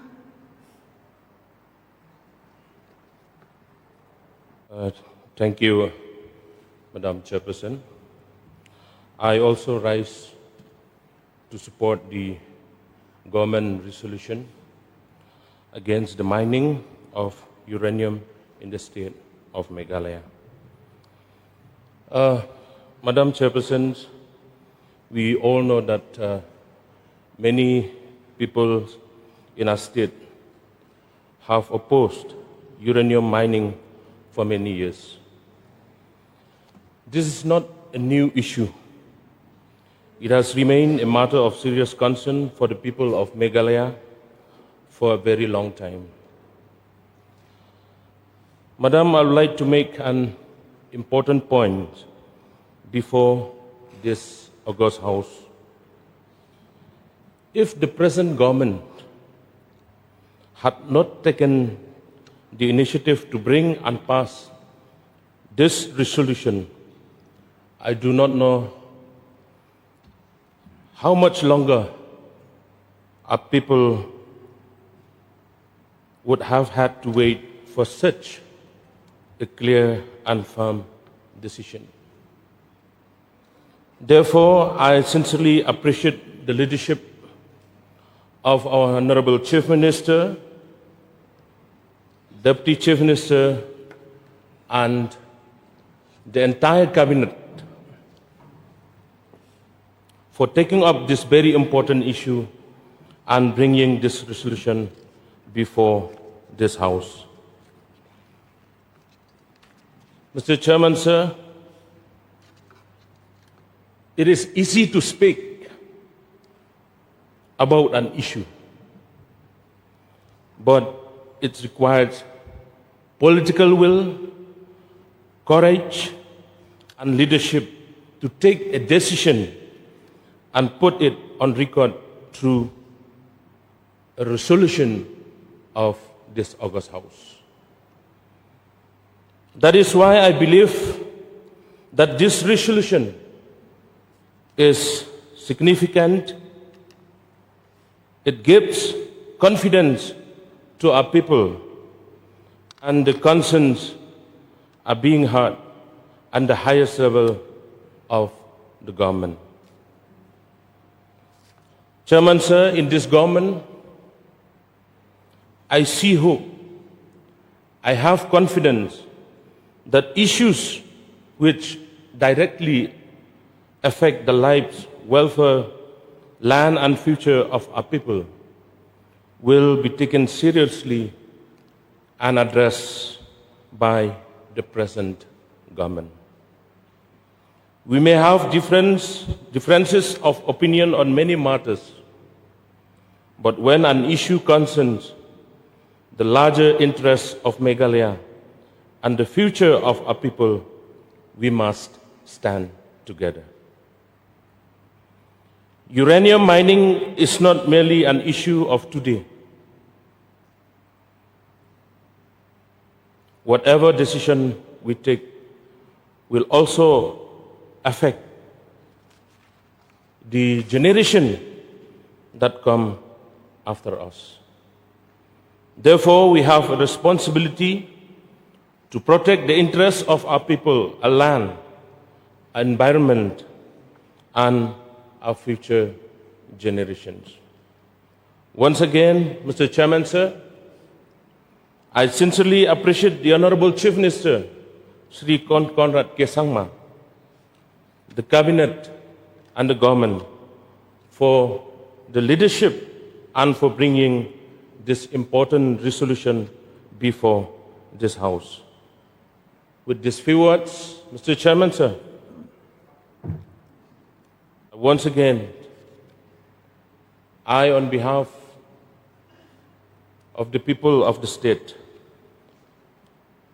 I wholeheartedly support the government resolution opposing uranium mining in the state of Meghalaya. With this few words, Mr. Chairman, sir, thank you so much. I resume my seat. Thank you. Thank you. Now, Honorable MLA Metab Sandi may initiate your discussion. Thank you, Mr. Deputy Speaker, sir, for giving me this time and opportunity to also rise in support for the government's resolution opposing the uranium mining in Meghalaya. I believe this is a very important and landmark decision, as it gives a very clear and formal expression to the long-standing concerns of our people, as expressed by most of our honorable members here. Today's resolution is not only an end of a process, but it must be the beginning of a clear policy, as so many other members have expressed concern today, to ensure that uranium mining and uranium-related activities do not take place in the state of Meghalaya. Honorable Deputy Speaker, sir, this resolution is not against development, but it is a decision about what kind of development we want for our state.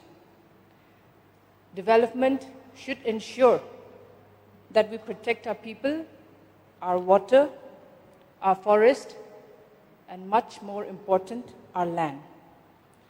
Uranium today must be a strategic resource for the nation, but Meghalaya also have its own rights to say no to certain resources and must remain untouched, especially when the perceived risk to our environment, communities, and future generations are too great and much at risk. I therefore wholeheartedly support the government's resolution, and I'm happy that this August House has been unanimous in its decision to take this resolution. With these few words, I resume my seat. Thank you. Thank you, Madam. Now, Honorable MLA, Dr. Mirjana Kajime, initiate their speech.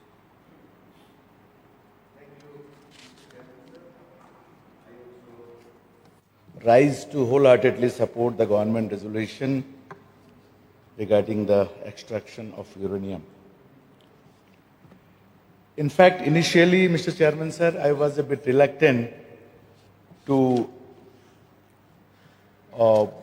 say a few words because all the honorable members has already deliberated upon this topic.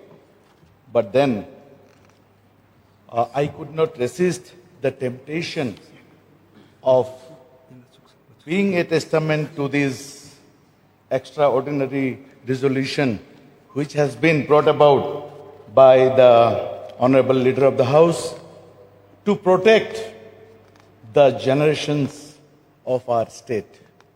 When we take a resolution resisting the extraction of uranium in our state, it is not that we are against development.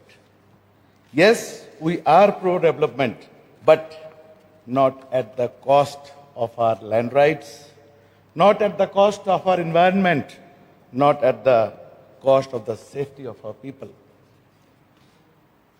As a doctor, I could say in this August House, Mr. Chairman, Mr. Speaker, sir, that there are hundreds of studies regarding the ill effects of uranium. It not only affects the present generation, but it affects the generations that are yet to come. And I don't think that we have the right to put the future generations, our future generations, in the lives of our future generations in danger. As you all aware of the fact that uranium causes unexpected genetic mutation. Uranium causes reproductive toxicity. And as we all know that Meghalaya is already having almost, it's one of the highest states having the highest number of maternal mortality rate, then neonatal mortality rate, infant mortality rate. So, by allowing this uranium extraction, we are going to add a significant increase in those already increased mortality rates. And the area concerned, the proposed area where the extraction is supposed to be there, the geographical location also has an important, significant role to play. As we all know, it's in the high terrain, it receives very heavy rainfall. So there are risks of landslide risk. So the catchments from these areas, they fall into the streams and rivers on which thousands depends on drinking water, agriculture, fisheries, and their daily livelihood. So considering all these facts, considering the safety of our future generations, I once again wholeheartedly support this resolution brought about by the Honorable Leader of the House. And with these few words, I resume my seat. Thank you, Mr. Speaker. Thank you. Any more? Mr. A.T. Mondal. Thank you, Mr. Speaker, sir. Let me, at the beginning, congratulate our Honorable Chief Minister, having brought this important resolution, and which is agreed by the both sides of the House unanimously. It is very enhancing to learn about the impacts of uranium mining from the honorable members of the House, including 3 doctors, and one master degree holder who talk about the adverse impact. I don't know other members' qualifications, so I am not telling about them.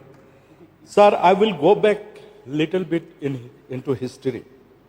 Let us go in the month of August, around 81 years ago, when the little boy and fat man were triggered in the cities of Hiroshima and Nagasaki. And the impact that lasted there for years, even till today. The acute diseases that has come afterwards, it was intolerable not only for the Japanese government, but regretted by even the United States of America. So time is very short. I'll go to another incident which happened around 6-7 years back. All of us remember the COVID, the Corona time. So our entire street was deserted because there was a virus which was carried by the people, so people were locked down inside the house.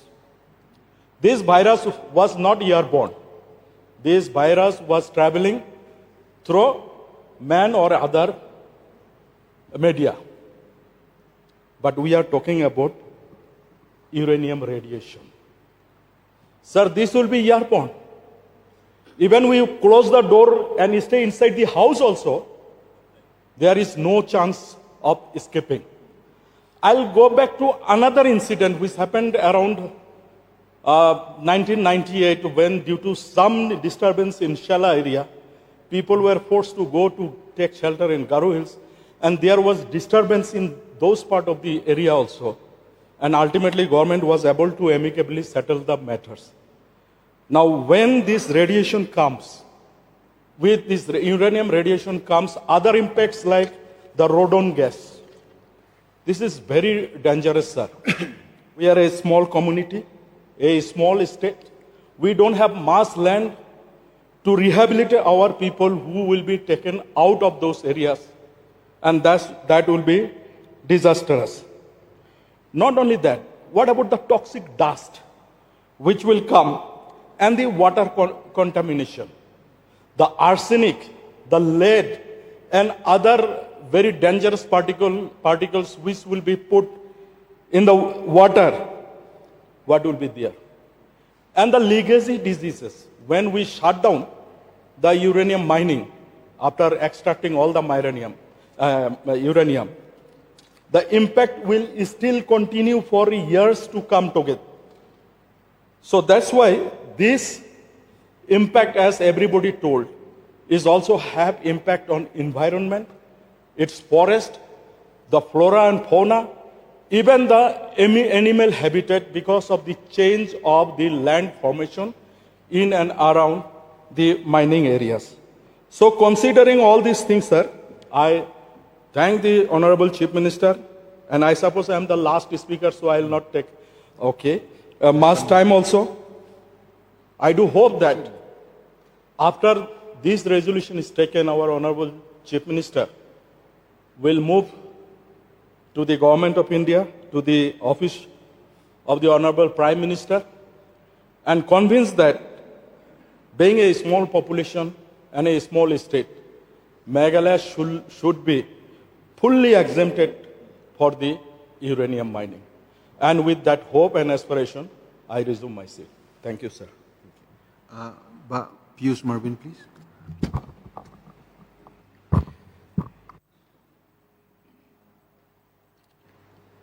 Thank you, Honorable Speaker, sir, for allowing me to speak in this important issue of the state. I would also like to extend my full support to stand taken by the government against uranium mining. I would also like to participate in this resolution to express my firm and unwavering opposition to uranium mining.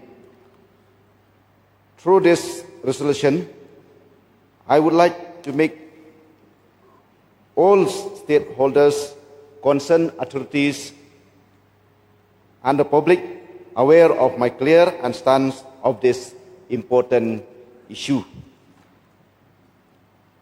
I remain my steadfast in my commitments to protecting the interests of the people and safeguarding our land, environment, and future generation. My commitment in this cause is not only in my capacity as the member of Legislative Assembly representing the area, but also stem from my involvement as a member of NGOs, where I have had the opportunity to considering the welfare, rights, and oppression of the people. Therefore, I stand firmly with the people, the government, and the concerned stakeholder in opposing uranium mining. I strongly believe that the concern and various of the local communities must be heard and respected, particularly when decisions of such significance may have long-term implications of our land, environment, and future generations. Once again, sir, before I receive my seat, I full support again the uranium mining in the state of Meghalaya. Thank you, sir. Mayor Bonsim.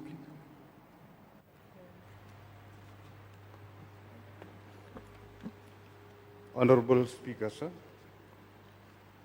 I join hand the Leader of the House and all the honorable member in supporting the very important resolution that has been brought by the government, which is against mining uranium in the state.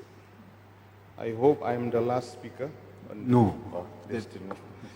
Allow me to quote from the Bible, the book of Ecclesiastes, chapter 1, verse 4. It says like this: one generation passed away, and another generation comes, but the earth abides forever. This is the land that has been gifted to us. God has been kind. The air we breathe, the sunlight, the water we drink, the spring, all the resources that we have, it's a God's gift.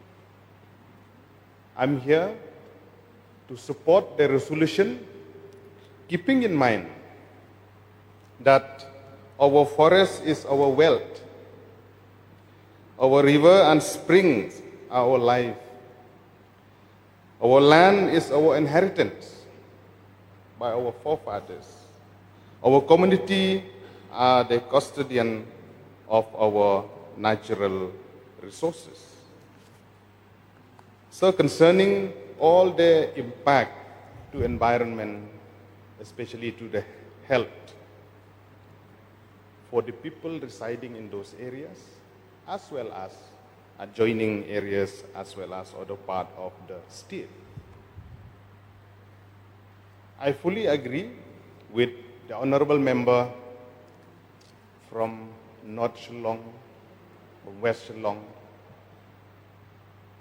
in which this is a testing time to the state of Meghalaya. I'm placing on record my sincere thanks to the Honorable Chief Minister and the Cabinet. But this is not the end. We have to stand firm. Leaders may go, leaders come. Government comes, government goes. But the resolution remains. Whatever we have decided, resolved today, this will last forever. Keeping in mind from now on, how as a state, as a responsible legislator, we have to position ourselves. Because we understand the intention of every government, be it in any part of the world, uranium is important, natural resources for the economy, for various issues, for development, for atomic energy, science and technology. But we are concerned about this issue. That's why we have to be very committed. These issues has been there between the year 2005, 2006. We have seen issues with KHDC, the state government, central government, try to explore possibility how to extract. But I must place on record my sincere thanks to the then government also for listening to the voice of the people and to ensure that our generation should be saved. A strong message has to go to the people of the state and the generation to come also. That as a present legislator, present August House, we take full responsibility that we are committed and we are against uranium mining in the state. There are 2 points, sir, before I resume. Number one, not only on this resolution against uranium, we have passed resolution for Khasi and Garo language, resolution for ILP, even though it's still pending. The present resolution that we are going to pass unanimously in this August House, it has to go with full commitment for the present government as well as for the next generation government who are going to take responsibility for the future of our state. So the power of listening to the voice of the people is very important. Even though Constitution gives us institution, but Meghalaya have a distinctive system, a community ownership, the land holding system, the traditional land management that we have. We must abide, we must follow, and we must ensure that all the constitutional protection that we have has been mentioned by MLA from West Shillong. That is the weapon in our hand to protect ourselves. Even though, subject to verification, even though if there are forces who are trying to force for this issue, we have to stand united and to be committed.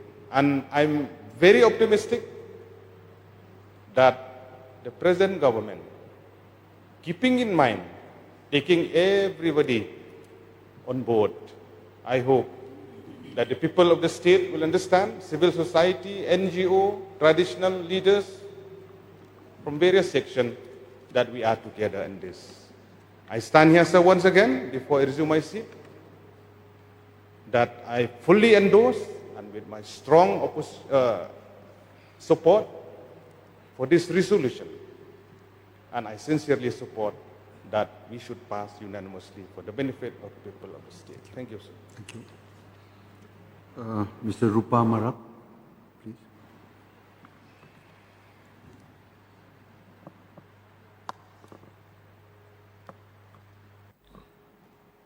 Thank you, Mr. Speaker, sir, for allowing me to take part in this government resolution brought by the Honorable Leader of the House. Today, I also rise here to support this resolution. In many times we have disagreements, arguments, and debates on different issues.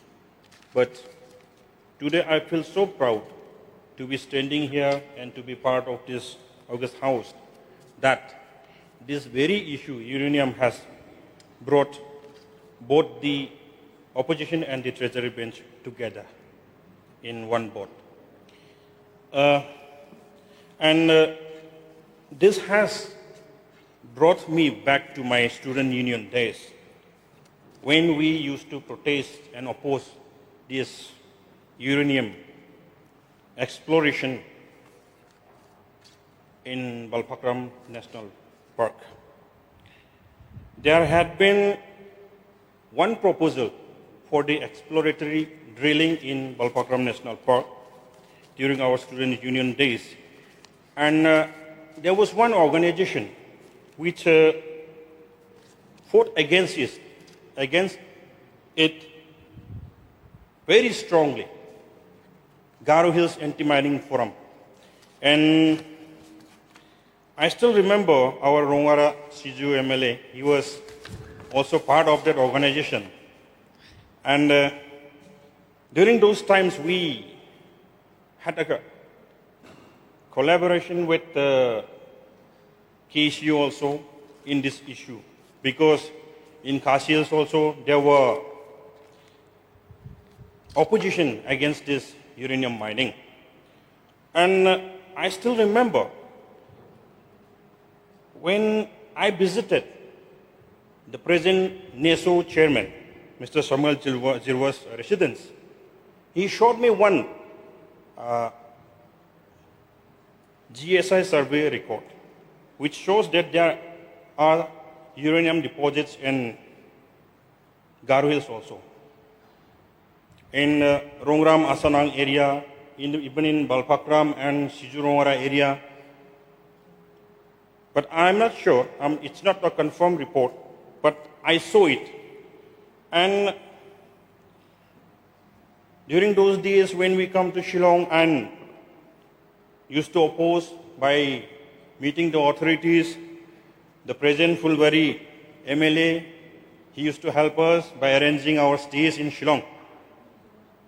So today, I am very fortunate that I am standing here. I'm being part of this house with the one who used to help us in fight against uranium mining.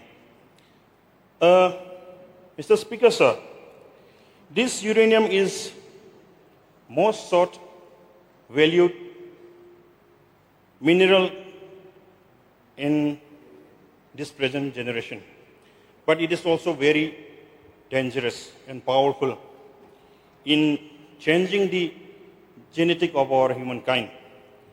Gene mutations has been there in many instances in different parts of the world. These gene mutations results in completely different human species being born. And in return, it will completely wipe out our humankind. These impacts are very scary. So, I support this resolution on the basis of this human and health impacts by uranium radiation. And as clearly stated in the resolution, that the Meghalaya is a 6th scheduled state and the land belongs to the people. So no one can take away the rights of the people here. So let there be a strong message to the union government that Meghalaya is not ready for uranium mining. And the land belongs to the people. And it is clearly stated in the constitution of our great nation. And let there be a message to our people that we, the representatives, are united for the rights of our people, and let there be assurance and sense of security to our people that we are for them with this resolution. And I would like to urge the government to not only pass the resolution, not only move the resolution, but extensively pursue till the union government bows down to our resolution. With this few submission and support, I resume my seat. Thank you. Thank you. Mantidor Ïingdorbar, please. Honorable Speaker, sir, I rise to join hands with the leader of the House for the government resolution opposing uranium mining in Meghalaya. Sir, for us in Meghalaya, This is not merely a question of mining, it is a question of our land, our water, our environment, and most importantly, the health and the future of our people. I think most of us, we have noticed and we have read the paper on the July 14 in the Shillong time. Uranium project on the consideration. This is carried in the statement of the Union Minister of State for Atomic Energy that the uranium matter in Meghalaya was still under consideration.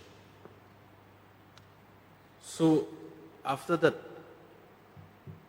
reading the news, immediately I call up Honorable Chief Minister. When I asked him regarding news on the Shillong time, so I'm very happy to hear from his mouth that the uranium mining in our state will not be happen. So I would like to thank the Honorable Chief Minister and the Cabinet for bringing this resolution in this August House. But let me say a very important words that we have to do. Because I believe, sir, walk more, talk less. At the same time also, I believe actions speak louder than words. Not only this resolution, but if anything come up from the government of India, I think we have to stand firm among us. I remember last few years back, as a MDC in KHADC, we have visited that site in Damasyat. And I've come across also so many residents in that area. And I've asked them, so everyone, they have opposing if anything come out for the mining. And I remember those days along with the NGOs from our state, KSU, I remember, we have been together on that site. And I remember the leaders of that particular time, at that point of time, they said, we will not allow, if anything happen also, for the uranium mining in our state. And whatever I heard from honorable member of this August House, the same language has come out. But I want that to reflect in action when the time comes, if anything happen. This is just a submission, Honorable Speaker, and I sincerely thanks and support the government resolution to oppose the uranium mining in our state. Thank you. Thank you.